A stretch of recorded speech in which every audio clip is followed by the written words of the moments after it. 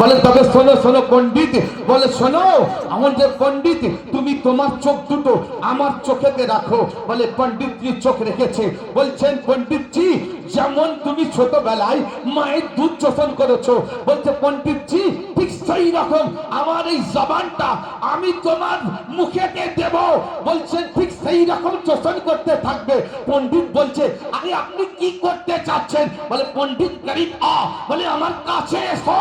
কাছে এসেছে জামালুল আউলিয়া পণ্ডিতকে পাজা করে ধরেছে, জড়িয়ে ধরেছেন, সিনায় সিনা লাগিয়েছে, জবান মুখে দিয়েছে।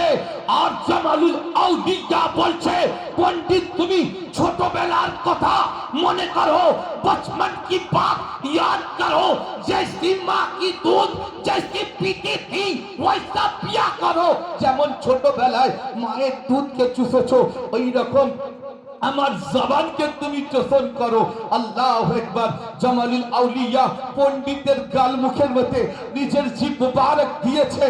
আর জামালুল আউলিয়া চেপে ধরে বলছেন পণ্ডিতজি বল আজ তুমি কত পারার হাফেজ হয়েছো, এখন তুমি কত পারার হাফেজ হয়েছো?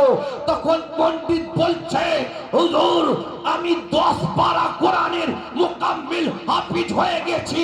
জামালুল আউলিয়া বলে পণ্ডিতজি বলো তুমি কত পারার হাফেজ হয়েছো? আল্লাহু আকবার। পণ্ডিতজি কিছুক্ষণ পরে বলে হুজুর আমি 20 পারার হাফেজে কোরআন হয়ে গেছি। তার কিছুক্ষণ পরে জামালুল আউলিয়া পণ্ডিতকে জোরে ধরে বলছেন পণ্ডিতজি জোর সে বল, তাড়াতাড়ি বলো কত পারার হাফেজ হয়েছো, যদি না বলো তো তোমার সিনা ফেটে যাবে। পণ্ডিতজি বলছে